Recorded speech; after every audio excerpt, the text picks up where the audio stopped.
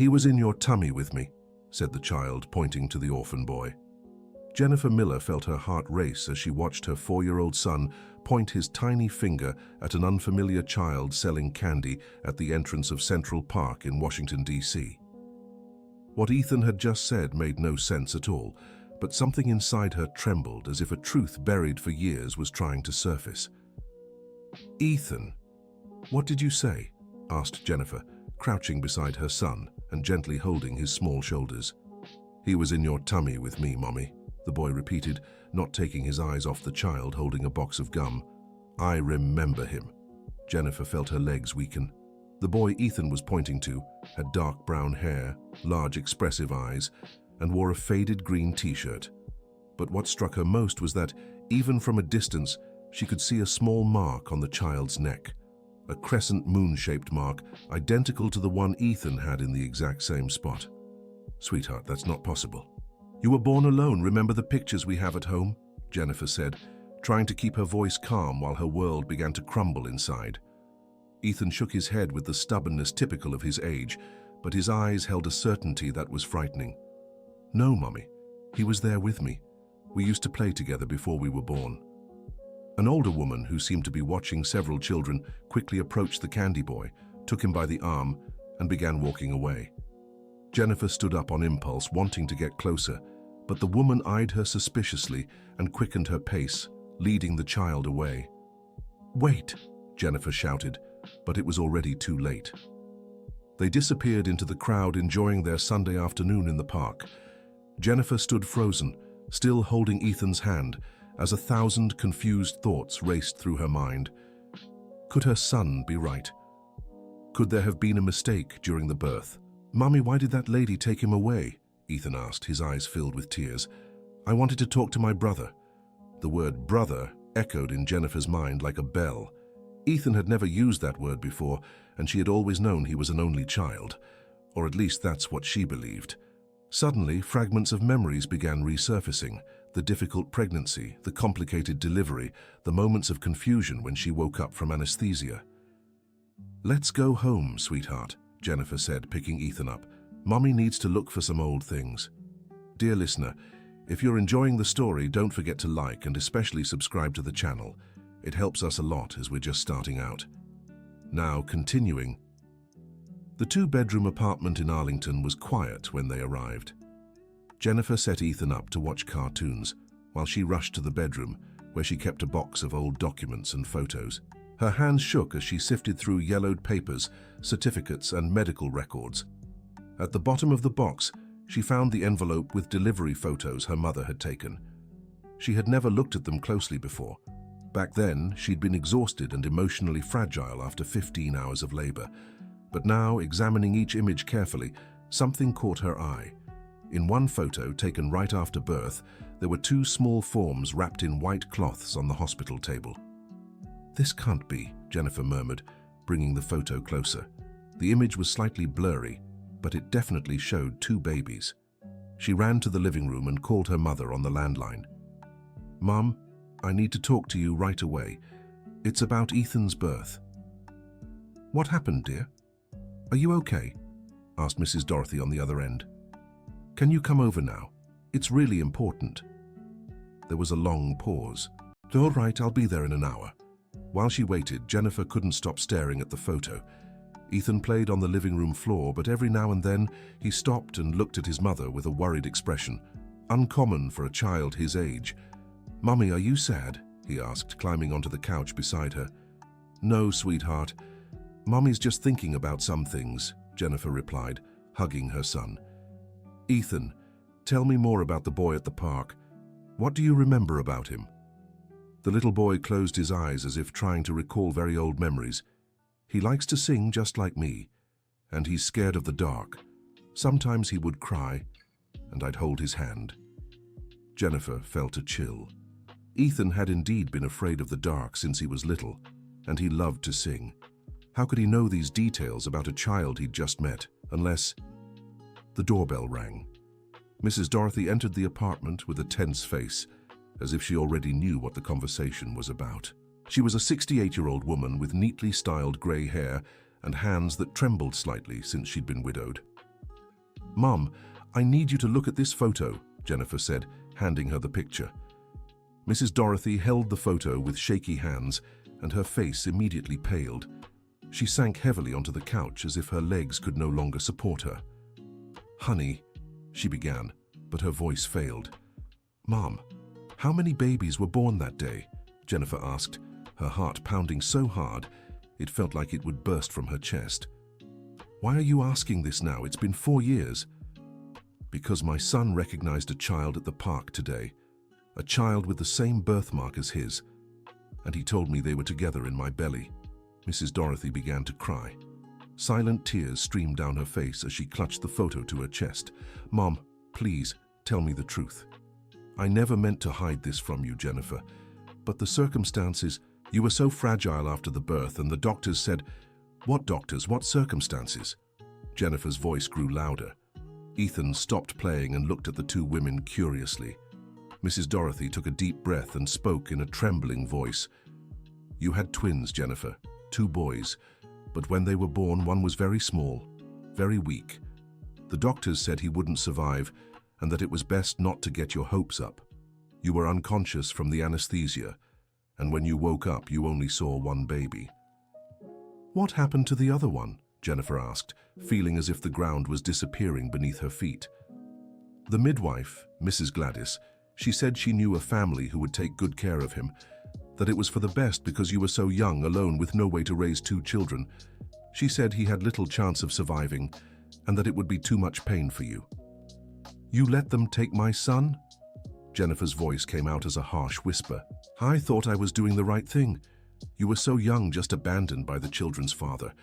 We had no money, no support, and the baby really was very weak. The midwife promised he'd go to a good family." Jennifer stood abruptly, startling Ethan. "Where is that midwife now? Where is my son?"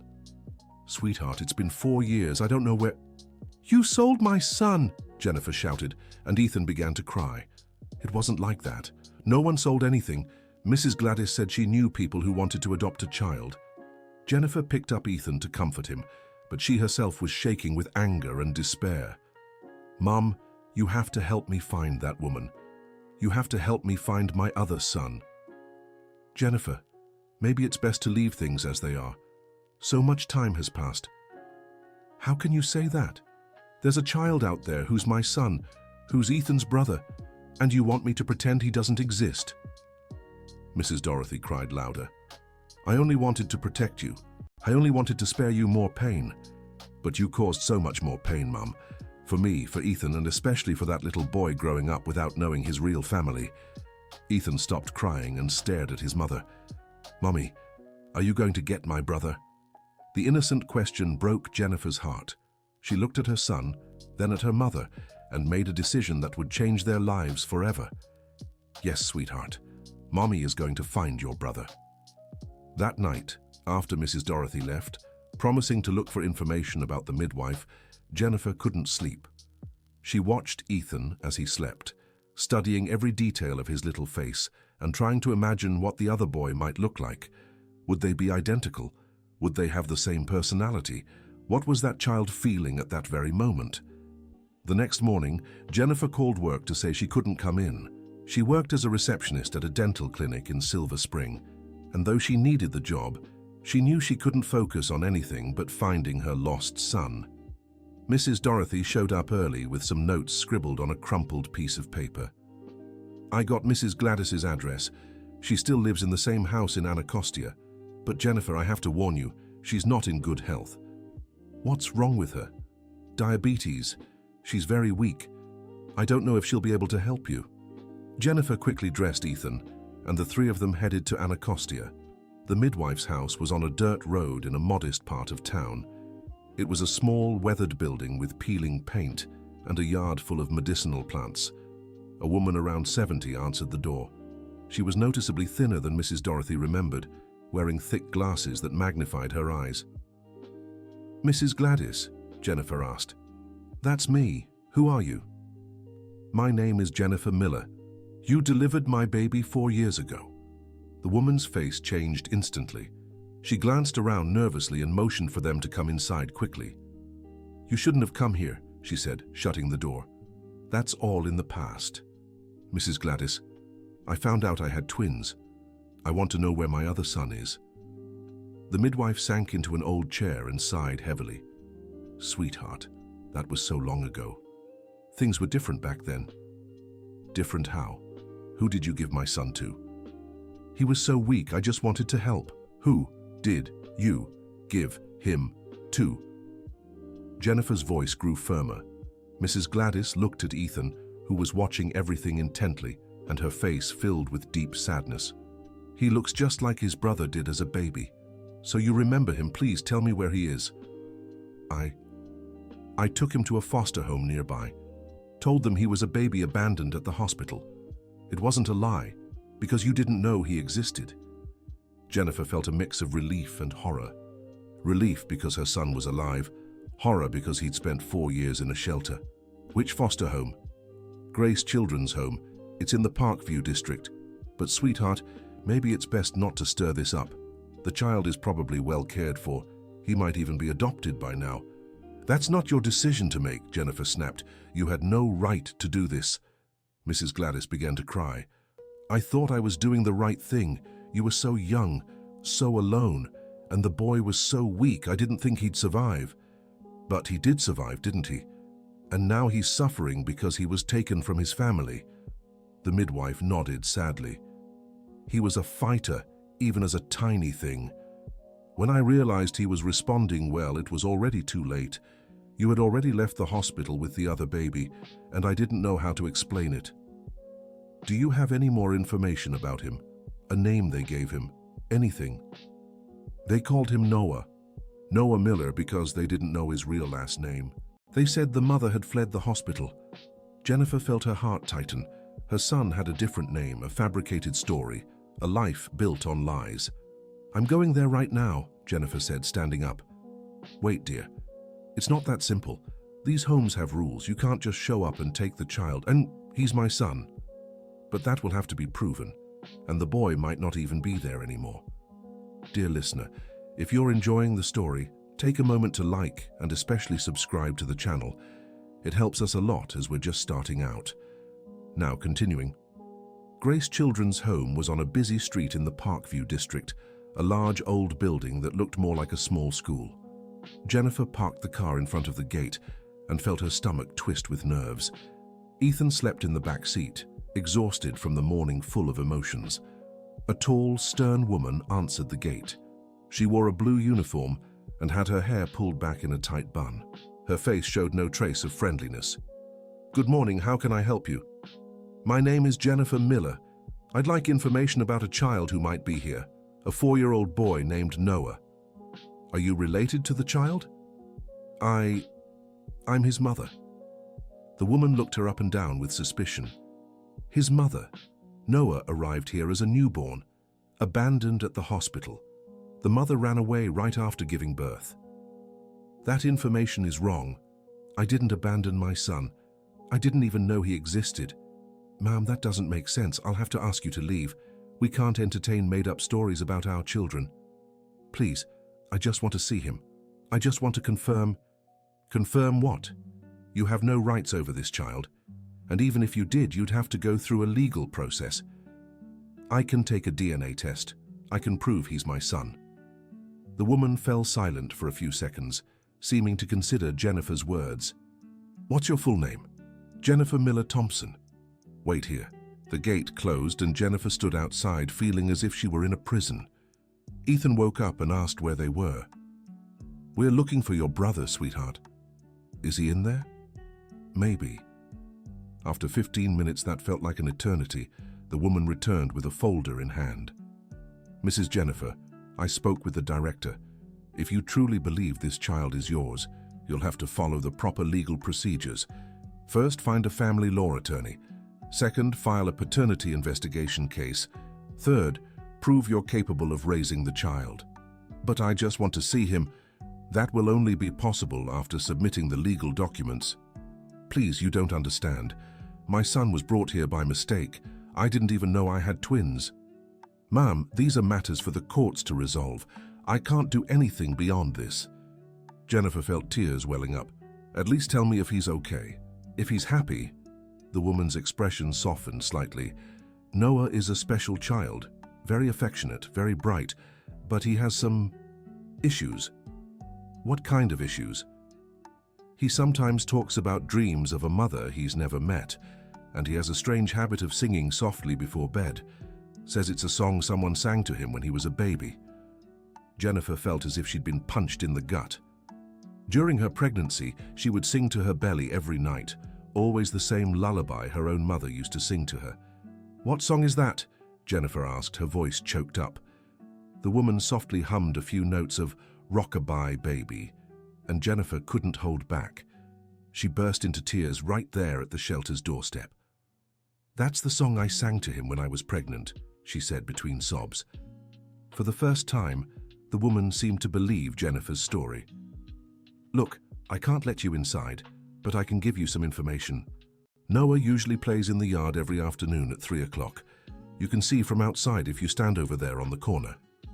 Jennifer thanked her and returned to the car. It was only 11 in the morning. She'd have to wait 4 hours to see the son she never knew existed. They passed the time at a nearby mall, but Jennifer could barely focus on anything. Ethan seemed to sense his mother's tension and clung to her more than usual, asking to be held constantly. By 2:30 in the afternoon, they were positioned at the corner of the shelter, where they could partially see the yard through the fence. Jennifer held binoculars she'd bought at the department store. When the clock struck 3, the children began filing out into the yard. Jennifer adjusted the binoculars and searched among the little faces. There were about 15 children of varying ages, all playing with simple, worn-out toys. And then she saw him. A brown-haired boy wearing a faded blue t-shirt and brown shorts. He sat alone in a corner of the yard, humming softly. Even from a distance, Jennifer could see the birthmark on his neck, identical to Ethan's. "That's him," she whispered. "Ethan, look over there. That's your brother." Ethan took the binoculars and stayed silent for a few seconds. When he handed them back, his eyes were filled with tears. "Why is he alone, Mommy?" "I don't know, sweetheart." Jennifer watched Noah for nearly an hour. He barely played with the other children, preferring to sit alone singing or talking to old dolls. There was a sadness in his movements that broke Jennifer's heart. When the children went back inside, Jennifer knew exactly what she had to do. She would find a lawyer that very afternoon. The law office was in downtown in a small but tidy room. Dr. Michael Williams was a 50-year-old man specializing in family law and adoption. He listened carefully to Jennifer's story, taking notes on a yellow pad. "Your case is complex but not impossible," he said after she finished speaking.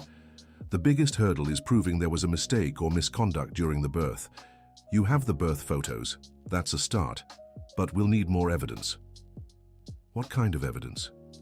"Testimony from the midwife, medical records from the hospital, a DNA test. We'll also need to prove you're capable of raising both children." "I have a job, my own apartment." "That's good, but the court will want more details. Income, emotional stability, a family support system. The child's well-being is always the priority." "How long could this take?" "If all goes well, a few months. If there are complications, it could take over a year." Jennifer felt the ground vanish beneath her feet. "A year? My son has to suffer there for another year." "Mrs. Miller, I understand your urgency, but these things can't be rushed. There are protocols to follow." "But he's my son." "Shouldn't that be enough?" "Legally, not yet. In the eyes of the law, Noah Miller is an orphan under state custody. Even if DNA proves you're related, we'll still have to go through the entire family reunification process." Jennifer left the office feeling more lost than when she arrived. The lawyer had charged $500 just for the consultation, money she didn't have left in her budget. How would she afford a full legal process? That night, Ethan had nightmares. He woke up crying and calling for Noah. Jennifer calmed him by singing the lullaby, but realized her son was suffering just as much as she was in this whole situation. "Mommy, when are we going to get Noah?" Ethan asked at breakfast the next morning. "Soon, sweetheart, but Mommy needs to sort out a few things first." "He must miss us." The innocent words from her son felt like a knife to Jennifer's heart. She had to do something. even if it went against protocol. That afternoon, she returned to the shelter. This time, she didn't go to the main entrance. Instead, she walked around the block and found a lower fence in the back of the property. From there, she could see the yard better and get closer to the children. Noah was there again, alone in the same corner. Jennifer waited until no staff were nearby and called softly. "Noah!" The boy looked toward the voice, confused. Jennifer motioned for him to come closer to the fence. "Noah, come here for a second." The child hesitated, but something in Jennifer's tone made him walk slowly toward the fence. When he got close enough, Jennifer felt as if she were looking at Ethan from a few years ago. "Hi, Noah. My name is Jennifer." "Hi," the boy replied in a small, sweet voice. "Noah, do you remember any songs someone used to sing to you when you were a baby?" The boy's eyes lit up. "I do. It's a song about a cow. I sing it every night before bed. Can you sing a little bit for me?" Noah glanced around to make sure no one was watching and began humming softly. "Rock-a-bye, baby, don't you fear. Never mind the noise you hear." Jennifer started to cry. It was exactly the same song, with the same melody she had sung during her pregnancy. "Noah, would you like to have a family? A mom and a brother?" "I have a mom," he said with certainty. "She sings this song to me in my dreams, but she never comes to get me." "What if I told you your mom has been looking for you for a long time but didn't know where you were? Do you know my mom?" Jennifer took a deep breath. "Noah, I am your mom." The boy fell silent for a long moment, staring at Jennifer. Then slowly a smile began to form on his face. "I knew you'd come," he said. "I always knew." "Noah, what are you doing over there?" a stern voice shouted. The woman from the front desk was marching toward them with quick, angry steps. Noah flinched and started backing away from the fence. "Noah, don't forget, your mom is coming for you," Jennifer said quickly before he could move too far. "You!" the woman yelled. "What are you doing here? This is private property." I know exactly what you were doing. You're disturbing our children. I'm calling security."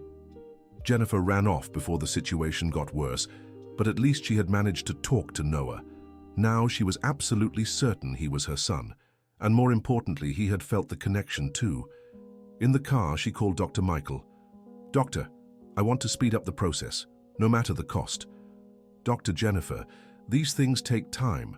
My son is suffering in that place. He recognized me today. He sang the song I used to sing to him during my pregnancy. Isn't that proof enough?" "It's important evidence, but we still need the medical reports and DNA test. I'll file the paperwork first thing tomorrow." Jennifer hung up, feeling slightly more hopeful but still weighed down by how long everything was taking. Every day that passed was another day that Noah went without knowing he had a family who loved him. A week later, Dr. Michael called with news. "I managed to get the medical records from the hospital where you gave birth. There are some inconsistencies in the reports that might help us." "What kind of inconsistencies?" "The report mentions a twin birth, but there's only documentation for one baby leaving. That's important evidence of an administrative error." "And now?" "Now we'll request a DNA test and a preliminary hearing." "But Jennifer, there's something you need to know." "What?" "The director of the shelter filed a petition questioning your ability to raise 2 children. They claim you don't have enough financial stability." Jennifer felt her world crumbling again. "But I have a job, a place to live." "I know, but they're being strict. They want proof of income, references, a psychological evaluation. It's standard procedure, but it could delay things." "Are they doing this to protect Noah or to keep him there?" "That's an interesting question. I'll look deeper into how this shelter operates."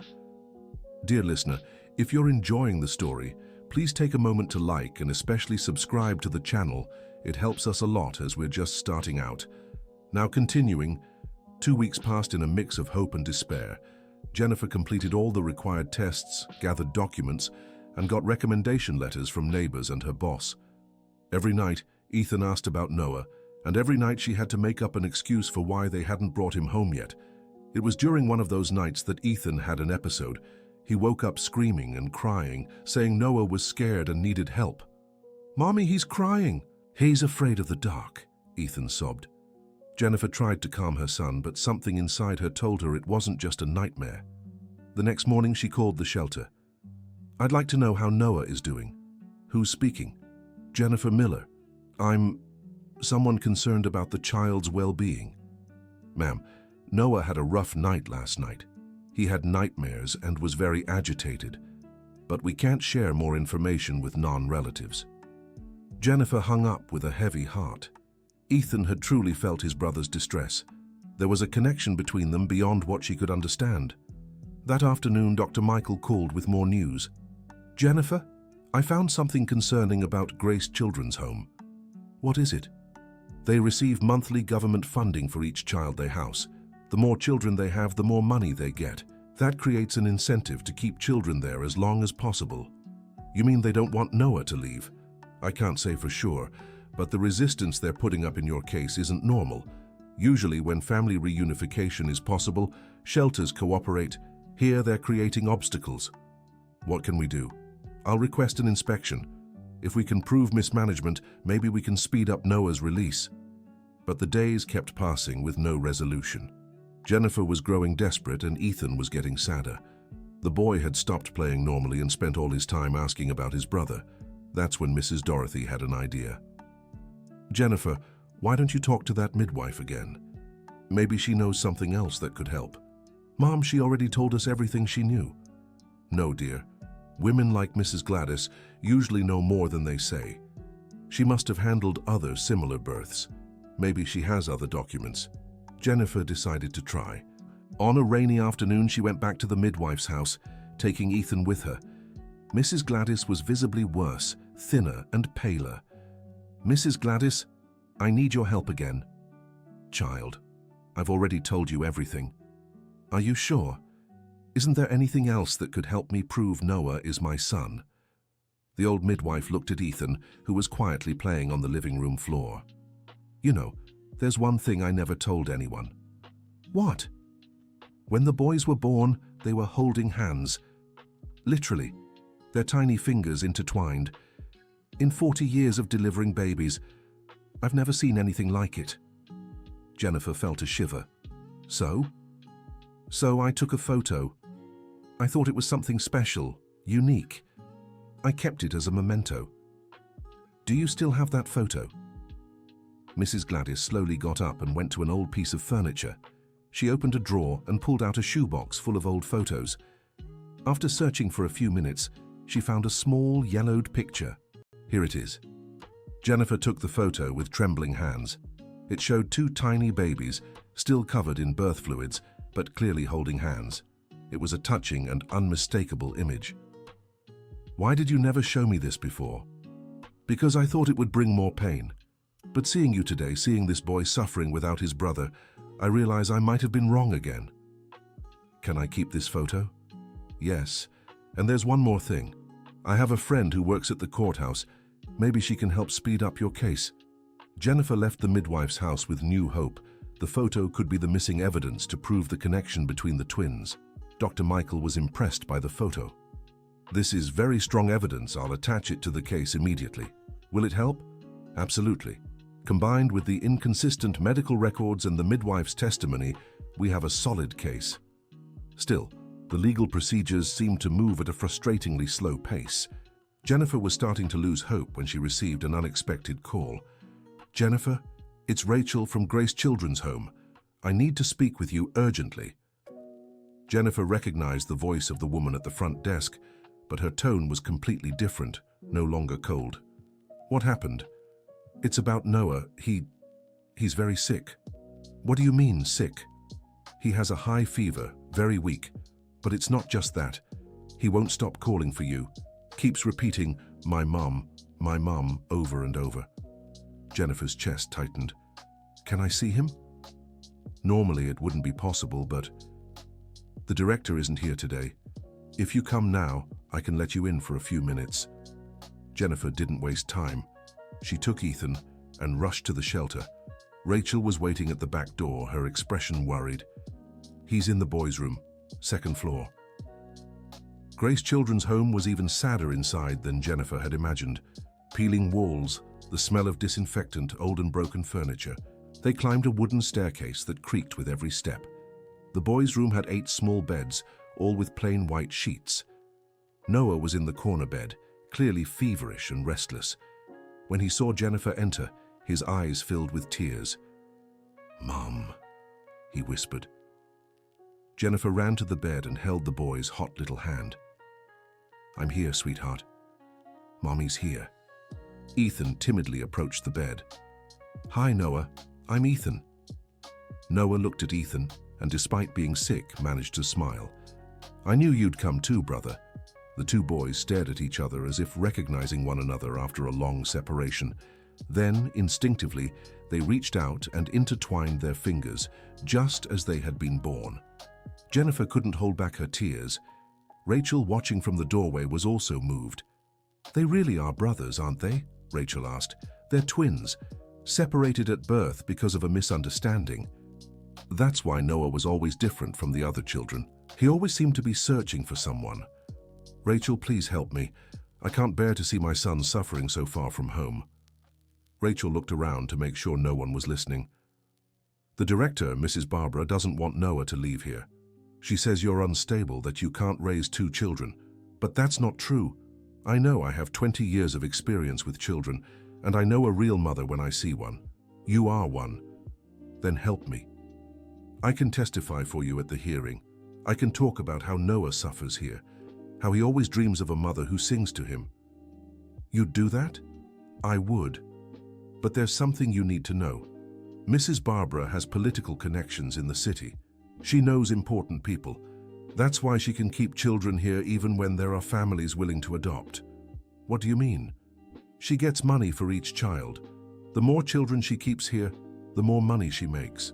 That's why she makes adoptions and family reunifications difficult." Jennifer felt deep anger rising inside her. "You mean she's using children to make money?"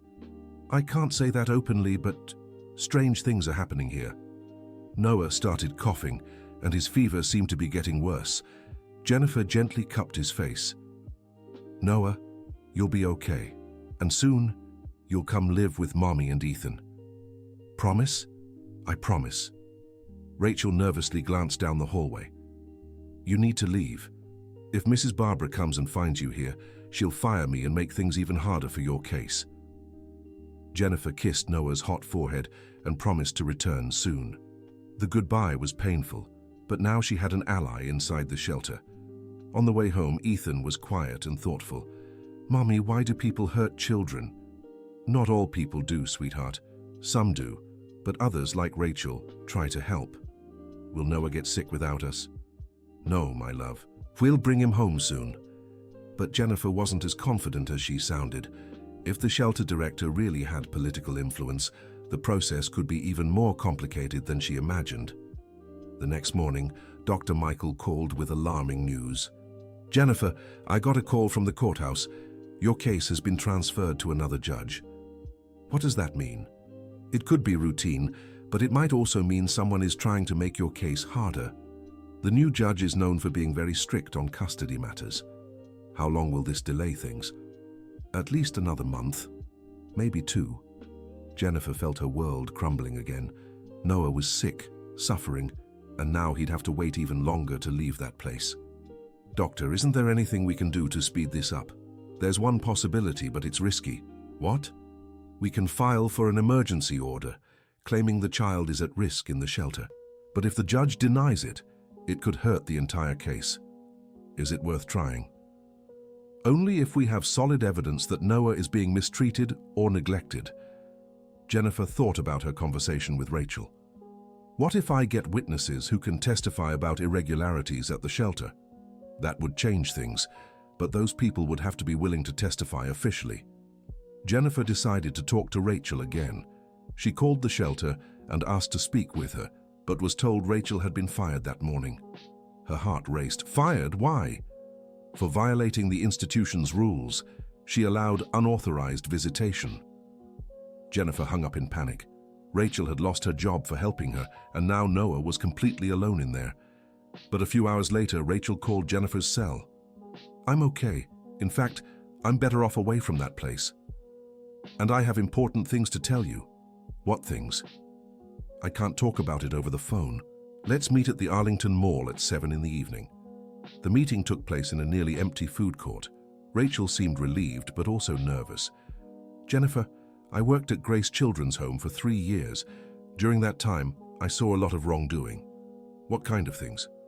Children who could have been adopted, but Mrs. Barbara made up problems to stop it. Documents that mysteriously disappeared. Funds that were diverted for personal use. Do you have proof of this? Not concrete proof, but I can testify. And there are other employees who feel the same way but are too afraid to speak up. Why are you doing this? Because I can't stand seeing children suffer anymore. Noah isn't the first case like this. There's a little girl there with uncles willing to take her in, but Mrs. Barbara always finds excuses to stop it. What can we do? Your lawyer can call me as a witness. I can talk about how Noah suffers there, how he always talks about you and the irregularities I've seen. Rachel, aren't you afraid of getting into trouble? I'm already in trouble. I lost my job. Now I just want something good to come out of all this. Jennifer hugged Rachel, feeling for the first time in weeks that there might be light at the end of the tunnel. Dr. Michael was excited about Rachel's testimony. With her statement, we can request an emergency injunction. It's worth a try. When? I'll file it tomorrow. If we're lucky, we might get a decision by next week. But the days that followed were the longest of Jennifer's life. She couldn't focus at work, couldn't sleep properly, and Ethan was growing more depressed. It was on Thursday that she received a call that changed everything. Hello, Jennifer? A male voice she didn't recognize. Yes? This is Dr. David from Community General Hospital. Noah Miller was admitted this morning with pneumonia. He's in the pediatric ICU. Jennifer's legs trembled. How is he? Stable, but we need authorization for some procedures. Since you're listed as next of kin in the court documents, I need to speak with you. I'm on my way now. The hospital was a large, impersonal building with long corridors and the smell of disinfectant. Jennifer rushed to the pediatric ICU with Ethan running behind her. Dr. David was a young man with a serious but kind demeanor. Noah is sedated but out of danger. The pneumonia was caused by low immunity, likely due to prolonged stress and an unsuitable environment. Can I see him? Yes, but only for a few minutes. The pediatric ICU was a sad and frightening place. Noah lay in a small bed hooked up to machines, with an oxygen mask covering half of his tiny face. Jennifer held his little hand and began softly singing "Rock-a-bye Baby." To her surprise, even sedated, Noah lightly squeezed her fingers. "He recognizes you, Doctor," David said, who had followed her in. "It's remarkable how children respond to the presence of their true family." "Doctor, how long could he have had this low immunity?" "Hard to say, but from the tests, it seems he's been under stress for months. Young children are very sensitive to their emotional environment." Jennifer felt a mix of sadness and anger. Noah was sick because he'd been deprived of the love and security she could have given him. How long will he be hospitalized? If he responds well to treatment, maybe a week, but he'll need ongoing care after discharge. Can I be responsible for that care? Legally, not yet, but I'm documenting everything I observe about your bond. If it helps the court case, I'll be available to testify. Jennifer thanked them and left the hospital with a strange mix of hope and despair. Noah was sick, but now there were more people willing to help her. Dr. Michael called the next morning. "Jennifer, Noah's hospitalization might be just what we needed. I'll request an emergency hearing, arguing that the child is in critical condition and needs the presence of his biological family. Will that work? With the medical report confirming the child's state of distress, we have a real chance. When would the hearing be?" "If I can manage it, next Tuesday." Jennifer spent the entire weekend at the hospital. Noah woke up on Saturday and, seeing her, smiled for the first time in days. "Mum, you came?" "Of course I came. Mummy will always be here when you need me." Ethan climbed onto the chair beside the bed and held his brother's hand. "Noah, when you leave the hospital, you're going to live with us." "Really? Really?" Jennifer said, making a promise she hoped she could keep. Dr. David stopped by the room in the afternoon. Noah has been responding very well to treatment since you arrived. The improvement has been remarkable. Is that good for our case? I'll document everything. Medicine recognizes the importance of family bonds in a child's recovery. On Monday, Rachel showed up at the hospital. I came to see how Noah is doing, and also to bring you something. She handed Jennifer a thick envelope. These are copies of documents I managed to get before I was fired. They might serve as evidence of the irregularities at the shelter. Jennifer opened the envelope and found spreadsheets of suspicious expenses, correspondence between the director and local authorities, and a list of children whose adoption or family reunification processes had been mysteriously denied. Rachel, this is so important. How did you get it? I have friends inside who also want to see things change. They copied everything in secret. Are you sure you want to be involved in this? Jennifer, if this helps Noah and other children get out of that situation, any risk is worth it. The hearing on Tuesday was held in a small room at the Silver Spring Courthouse. The judge was a stern-looking man with graying hair and thick glasses. Jennifer was nervous but determined. Mrs. Barbara, the shelter director, was present with a well-dressed lawyer. She looked at Jennifer with clear hostility.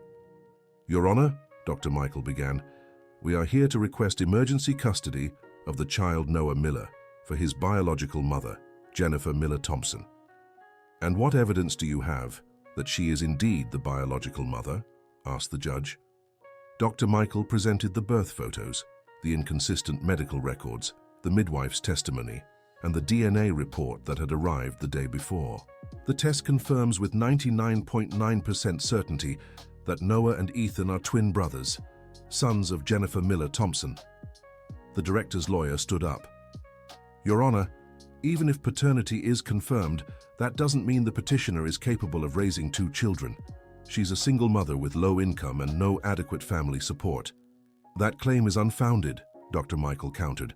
My client works, has suitable housing, and family support. Furthermore, we have evidence of irregularities at the institution where the child was placed. What kind of irregularities? Asked the judge. Rachel stood up to testify. In a firm voice, she recounted everything she had witnessed at the shelter. The lack of interest in promoting adoptions, the misuse of public funds, the unnecessary suffering of the children. Your Honor, Rachel said, in 3 years working there, I saw many children who could have been with loving families, but were kept in the institution for shady reasons. Mrs. Barbara stood up, outraged. These are slanderous accusations from an employee fired for just cause. You were fired because you tried to help a child find his family. Asked the judge directly to Rachel. Yes, Your Honor. I was fired because I allowed a mother to visit her own child. Dr. David was also called to testify. Your Honor, from a medical standpoint, the child showed clear signs of prolonged emotional stress. His recovery was notably accelerated in the presence of his biological family. In your medical opinion, would the child benefit from living with his biological family? Without a doubt, Your Honor. The judge remained silent for several minutes, reviewing all the documents. Finally, he looked at Jennifer. Miss Jennifer, are you aware of the responsibility of raising 2 young children? I am, Your Honor, and I know it won't be easy, but these children are twin brothers who were separated by a mistake. They need to be together. And how do you plan to support them? I work as a receptionist, I own an apartment with a mortgage, and my mother has committed to helping with the children's care. The judge looked at Ethan, who had stayed quiet throughout the hearing. And you, young Ethan, would you like Noah to live with you? Ethan stood up from his chair and spoke with impressive seriousness for a 4-year-old. Your Honor, Noah is my brother. He was in my mom's belly with me. We have to stay together. Several people in the room were moved by the child's sincere response. The judge banged his gavel.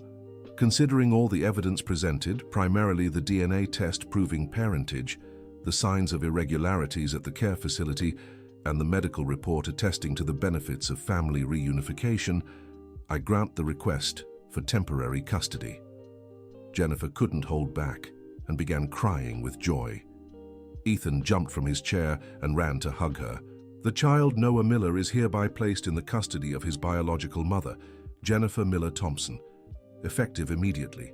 Social services will conduct monthly follow-ups for the next 6 months to confirm the child's well-being. Mrs. Barbara left the room visibly irritated, but there was nothing more she could do.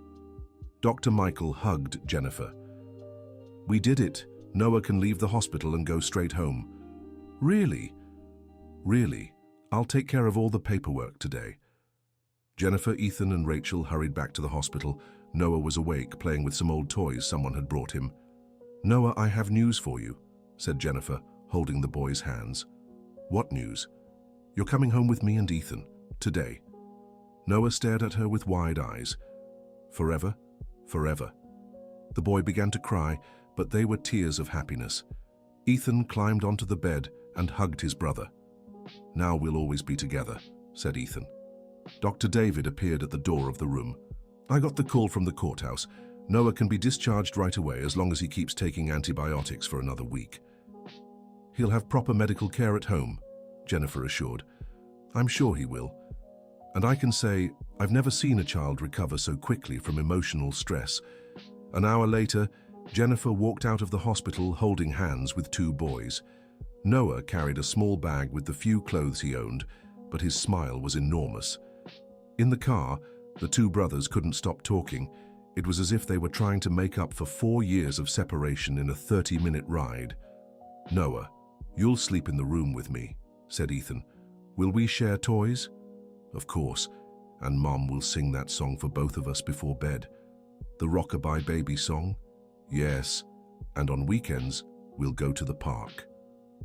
Jennifer listened to her son's conversation in the rearview mirror, her heart overflowing with happiness. Finally, after 4 years, her family was complete. At home, Mrs. Dorothy was waiting with a special lunch prepared. When she saw Noah walk through the door, she began to cry. "My little grandson," she said, opening her arms. Noah hesitated for a moment, but his grandmother's warm smile made him run into her embrace. "Grandma made your favorite lunch," said Mrs. Dorothy. "What's my favorite, Grandma?" Noah asked shyly. "Let's find out together, sweetheart." During lunch, Noah ate with an appetite he hadn't had in months. He was visibly more relaxed, happier, more alive. "Mom," Noah said, "can I really call you Mom?" "Of course, sweetheart. I've always been your mom, even when I wasn't with you." "And can I call Ethan my brother?" "He's always been your brother, Noah." That night at bedtime, Jennifer set up an extra bed in Ethan's room. The 2 boys were too excited to fall asleep quickly. "Mom, sing the song," Ethan asked. "For both of us," Noah added. Jennifer sat between the 2 beds and began to sing the lullaby she had sung during her pregnancy, the same one Noah used to hum to himself at the shelter. "Rock, rock, rock, rock-a-bye, baby. Take this child who's afraid of scary faces." The 2 boys sang along, and Jennifer realized they knew the whole song, not just the first few lines. "How do you know the whole song?" she asked. "I've always known," Noah said. "It's like someone taught it to me before I was born." "Me too," Ethan added. "Sometimes I dreamed I was singing it with someone." Jennifer was amazed by the deep connection between the twins, even after years of separation. When the children finally fell asleep, she watched their nearly identical yet unique little faces. Noah looked thinner and paler than Ethan, a reflection of his difficult years at the shelter, but his face already showed signs of relief and happiness. In the weeks that followed, the family's life began adjusting to their new reality. Noah had some behaviors that revealed the emotional scars from his time at the shelter. He sometimes woke up frightened, ate quickly as if someone might take his food away, and took time to believe he wouldn't have to go back. But little by little, with love and patience, he adapted. Ethan played a key role in this process, always including his brother in everything, sharing toys, and protecting him when he felt unsure. "Noah, do you want to play cars with me?" Ethan asked every morning. "Really?" Noah would reply, still unaccustomed to having choices. "Of course, we're brothers." Jennifer enrolled Noah in the same preschool as Ethan. On the first day, he was nervous and didn't want to let go of her. "Mom, will you come back to get me?" he asked with tears in his eyes. "I will, sweetheart. I'll always come back for you." "Promise?" "I promise." Ethan held his brother's hand. "Noah, school is fun. There are toys, and the teacher is nice. And I'll stay right by your side." Gradually, Noah began to open up. He discovered he loved drawing, especially pictures of families. His first drawings always showed 4 people: a tall woman, 2 small children, and a lady with white hair. "Who are these people, Noah?" his teacher asked. "It's my family. My mom, me, my brother Ethan, and my grandma Dorothy." The teacher showed Jennifer the drawing at pickup time. "He's adjusting so well. He's such a loving and smart little boy. He's been through a lot, but he's healing. You can tell he feels safe now, and the bond between him and Ethan is incredible. They act like they were never apart." At home, the 2 boys developed their own routines.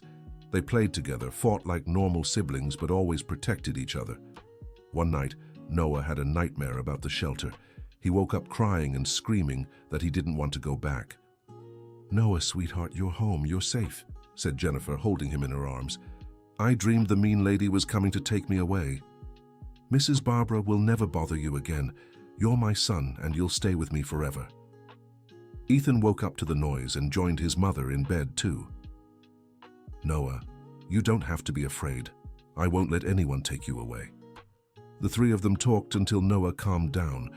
Jennifer realized her son's emotional recovery would be a long process, but the love of their family was making all the difference. A few months later, Dr. Michael called with unexpected news. "Jennifer, remember the case against Grace Children's Home? The investigation we requested led to an official intervention at the institution." "What do you mean?" "They found several irregularities. Mrs. Barbara was removed from her position and is being investigated for mismanagement of public funds. The shelter will undergo a complete administrative overhaul." "And the other children?" "Many have already been reunited with their families or placed for adoption. Rachel is working as a consultant for the new administration." "That's wonderful. Noah will be happy to hear other children are finding families too." "There's one more thing. The district attorney's office wants to hear Noah's testimony about what happened there. But he's so young, so it would just be an informal conversation with a psychologist." Jennifer talked to Noah about it. At first he was scared, but when he learned he could help other children, he agreed to participate. The conversation took place in a colorful, welcoming room at the courthouse with a very kind psychologist. Noah, who had grown more confident and talkative, shared about life at the shelter. "Were the children sad there?" the psychologist asked. "Yes, everyone cried at night, and we couldn't play much because the angry lady would yell at us." "Do you remember anything else?" "There wasn't enough food, and it didn't taste good. And when visitors came, the lady said we were badly behaved so no one would want to take us." The information Noah provided was crucial to the case. His innocence and sincerity made his testimony highly credible. A few days later, Rachel called Jennifer. "The shelter's new management wants to honor Noah and you." "What do you mean?" "They want to use your story as an example of how family reunifications should be handled, and they'd like Noah to plant a tree in the courtyard to symbolize the institution's renewal." Noah was excited by the idea. On the day of the ceremony, he was nervous but proud. Many people attended: new shelter staff, representatives from the district attorney's office, journalists, and other families who had gone through similar situations. "Noah," the new director said, "you'll plant this dogwood sapling to represent that every child deserves the chance to grow up in a loving family." Noah planted the small tree with Ethan's help. Then he addressed the crowd. "I want every kid to have a mom and a brother like I do now." Not a single dry eye remained in the audience. Jennifer and the twins' story was featured in local newspapers and gained widespread attention. Many people volunteered to help other families in similar situations. Mrs. Dorothy, who had carried guilt for months over the decision she'd made years earlier, found redemption by helping other grandparents in difficult circumstances. She joined a support group for families going through reunification processes. "Sweetheart," she told Jennifer one day, "I never imagined my mistake could turn into something so beautiful." "Mom, what matters is that we learned from our mistakes and helped others avoid the same pain." Noah, who had once struggled to trust adults, began opening up to other relatives and family friends. Her sweet and resilient personality impressed everyone who met her. A year after the family reunion, Jennifer organized a joint birthday party for the twins. It was the first time Noah had a real party, with cake, chocolate truffles, and lots of children. "Mommy," said Noah, blowing out the candles with Ethan, "can I make a wish?" "Of course, my love. I wish every child in the world could have a family who loves them. That's a beautiful wish. And I want us to stay together forever." "Always, Noah. Nothing in the world will ever separate our family again." Ethan nodded in agreement. "We were born together, and we'll stay together forever."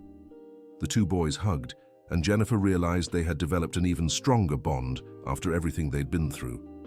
The separation had been painful, but the reunion had made them inseparable. At school, Noah excelled in drawing and writing. His stories always revolved around families, siblings, and the importance of never giving up on the people you love. "Noah has a special sensitivity," his teacher told Jennifer. "I think he'll grow up to be a writer or a psychologist." "Why a psychologist?" "Because he always helps the kids who are sad. It's like he understands their pain because he's been through it too." Indeed, Noah had developed a special empathy for children facing hardships. Whenever he saw someone crying at school, he'd go over to talk and try to help. 2 years after the reunion, the family received a special letter. It was from a child who had been removed from the old Grace Children's Home after the intervention. "Dear Noah, my name is Sophie, and I'm 6 years old. Aunt Rachel told me about you. Now I have a new family too, and I'm so happy. Thank you for helping change that place, your friend, Sophie." Noah was moved by the letter and asked Jennifer to help him write back. "Dear Sophie, I'm so happy you found a family. Every child deserves lots of love. If you want, we can be friends. Your friend, Noah."